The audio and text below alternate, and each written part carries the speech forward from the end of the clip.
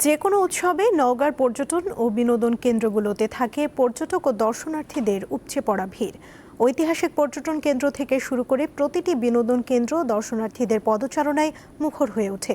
এসব পর্যটন ও বিনোদন কেন্দ্রের আধুনিকায়ন ও অবকাঠামোগত উন্নয়ন দেখতে চায় পর্যটক ও দর্শনার্থীরা। মোজো বিরাট কারবার। মোজো 1 লিটার ও 2 লিটার কিনে তুমিও জিতে নিতে পারো ফ্যামিলি কার, স্পোর্টস বাইক, টিভি, আইফোন ছাড়াও থাকছে লক্ষ লক্ষ নিশ্চিত গিফট।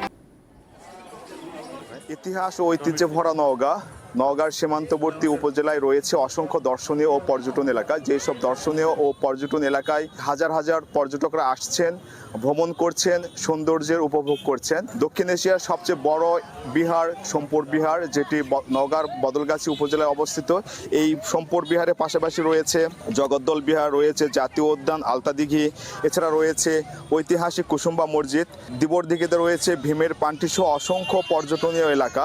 প্রত্যন্ত এলাকায় নওগাঁর রানীনগরের একদম প্রাণকেন্দ্রে রক্তদহ বিলে পাখিপল্লী এবং পর্যটন কেন্দ্র যে গড়ে তোলা হয়েছে, এটি একটা আনন্দের বিষয় এই অঞ্চলের মানুষের জন্য।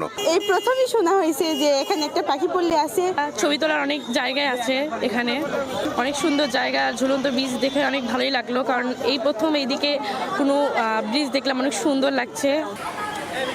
ইতিপূর্বে এরকম কোনো জায়গা ছিল না যেখানে ফ্যামিলি নিয়ে গিয়ে ভালো উপভোগ করার মতো।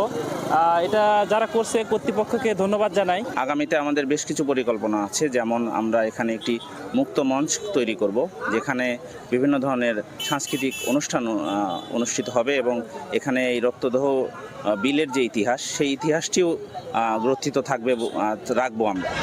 সেই সব দর্শনীয় ও পর্যটন এলাকাগুলোকে আগামীতে আরও আধুনিকায়ন করা হবে, পর্যটক বান্ধব করা হবে, এমনটি দাবি জানিয়েছেন এইসব পর্যটন এলাকায় আসা পর্যটক ও স্থানীয় বাসিন্দারা। মোহাম্মদ আব্দুর রউফ, দীপ্ত সংবাদ, নওগাঁ।